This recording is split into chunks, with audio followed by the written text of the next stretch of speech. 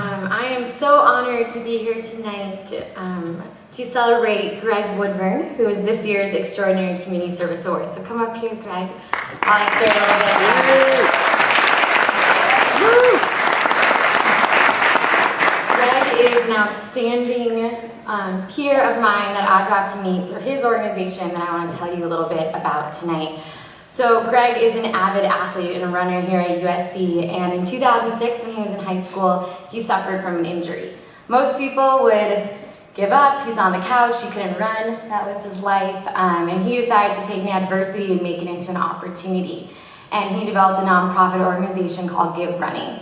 Since 2006, they have given over 12,000 pairs of shoes coast to coast and all over the world. He's sent shoes to Mali, Belize, Uganda, as well as in our USC community here. What's truly remarkable though, beyond just the shoes, is that he's giving fundamental core values to every kid he gives these shoes to. He's set up youth development camps abroad and here at USC, inspiring coaches and athletes, student athletes alike, instilling in them the core values of integrity and solidarity, relentlessness, and the things he lives by each and every day. And I wanted to share with you a quote that Greg said about himself and why he gives back to the community. He said, "My life is the greatest gift I have received, and is the greatest gift I have to give. A life dedicated to empowering others to lead their lives more purposefully and joyfully." That truly embodies civic engagement, not just community service. Everyone he gives a shoe to, he allows them to move forward as a better person, and leaving a little bit of him with them as well. And with that, I'm so honored to present this award forward to Greg. Yeah.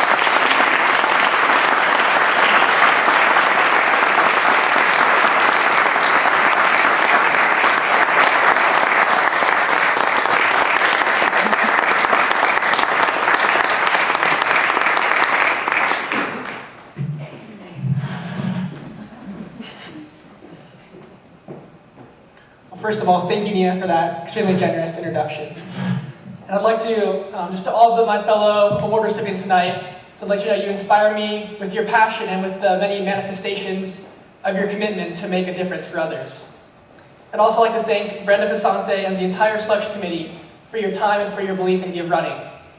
And also to JEP, the Volunteer Center, and to the many other USC initiatives, programs, and organizations. Thank you for facilitating meaningful and impactful community service. I'd like to share with you a story I heard quite a few times while growing up. It happened in a small farm town in Ohio, where a young girl had wandered away from home. She became lost in the family's wheat field and had grown taller than she was. Her family called out her name and searched frantically, but could not find her. Soon neighbors joined the search, but as night began to fall, the little girl still had not been found. Pretty soon, half the town had come out to help, and they were running through the wheat field, trying to find the little girl, but still with no success. The wheat field was simply too big. Night fell, and so did the temperature. If the little girl was not found soon, she would surely die from the bitter cold. Finally, the little girl's father called all the volunteers in from the wheat field. No, he was not giving up on finding his dear daughter. Rather, he had an idea. He gathered all the volunteers together and had them join hands to form a long human chain. More accurately, they formed a human cone. Then they walked together, side by side, and combed their way through the tall, amber waves of grain.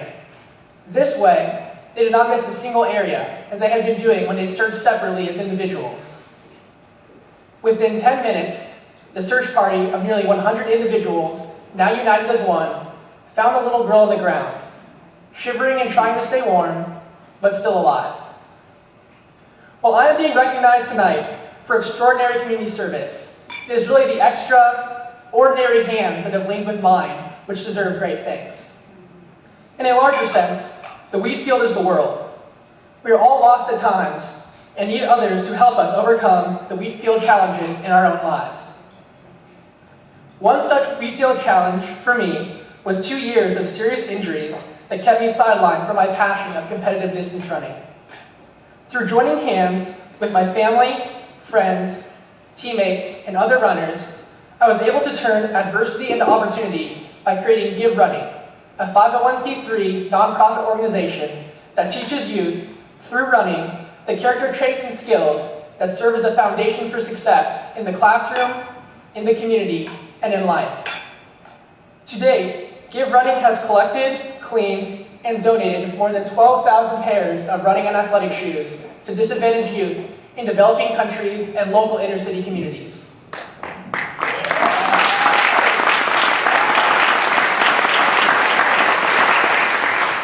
Again, while I am honored here before you tonight, in truth, I am joined by thousands of pairs of extra hands of our community's anonymous everyday heroes who have donated their time, talent, shoes, and passion. We are connected by more than our linked hands. In December 2009, I traveled to Mali in West Africa as part of the USC Africa Health Initiative and spent 3 weeks in the small 450-person village of Socorro, building an irrigated community garden. I also brought along 113 pairs of Give Running shoes, as many as I could stuff in 5 duffel bags. The day before departing Socorro, I went on a 6-mile run circling through the village. After running the first few laps of my quarter-mile loop in solitude, several children joined me. They would keep me company for 1 or 2 circuits, then stop to take a rest, only to rejoin me in the following lap. Before I knew it, my running group had swelled from 3 to 10 to more than 20 smiling kids. Most of my companions were wearing the shoes they had received the previous day during our community shoe donation. For many, it was their first ever footwear. The overwhelming sound on the run was not of labored breathing, but rather the music of genuine laughter. Joining hands and joining strides with those beautiful children was an affirmation that the joy, friendships, and fulfillment I endeavored to promote through Give Running was real. It remains the most memorable run of my life. Among all the smiles, one young man stood out because of his natural leadership, his athletic talent, his cheerfulness, and his bare feet. Indeed, he was unable to race on the trail's rocky sections because he was running barefoot. Lamine Sacco, I learned, had not received a pair of gift shoes the day before. The next morning, my last in the village, I met Lamine at his mud hut and asked him to try on my personal running shoes, which were the only shoes I had brought for my own use in Mali. The size 11.5 Adidas Supernovas fit Lamine perfectly. Personally distributing shoes in Mali was a humbling experience. I realized that each pair of Give Running shoes serves as a bridge between 2 lives. And while the giver and receiver of each pair of shoes may not have the opportunity to meet face to face as Lamine and I did, in a larger sense, they meet foot to foot. In closing, I would like to share one more story. It was a beautiful Southern California morning following a stormy night, and a beachcomber was walking along the sand, now littered with kelp and driftwood. Off in the distance, he noticed a man who bent down to pick something up, and then tossed it into the ocean. Every few steps, the man repeated this calisthenic: bend, stand, toss. But what was he throwing, the beachcomber wondered? Driftwood sticks? Skipping stones? As the 2 morning walkers neared each other, the beachcomber finally realized the man was picking up starfish that, by the hundreds, had been washed ashore in the storm's high surf and left stranded on the sand. The beachcomber couldn't help but laugh at the other man's futile efforts. "You're just wasting your time," he called out. "There are far too many starfish for you to make a difference before they die." "Maybe," the other man said as he gently picked up another starfish. "But to this one, I am making a world of difference." And with that, he safely tossed another starfish back into the waves. Growing up, that is where the story always left off, and I don't know what happened next, but I'll tell you what I like to think. I think the beachcomber joined the man in his routine: bend, stand, toss.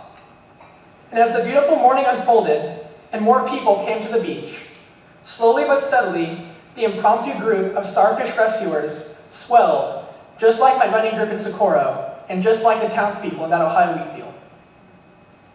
And then I think they all joined hands and together combed the driftwood and kelp-covered beach until, one bend, stand, and toss at a time, they had saved all the starfish on that sunny strand.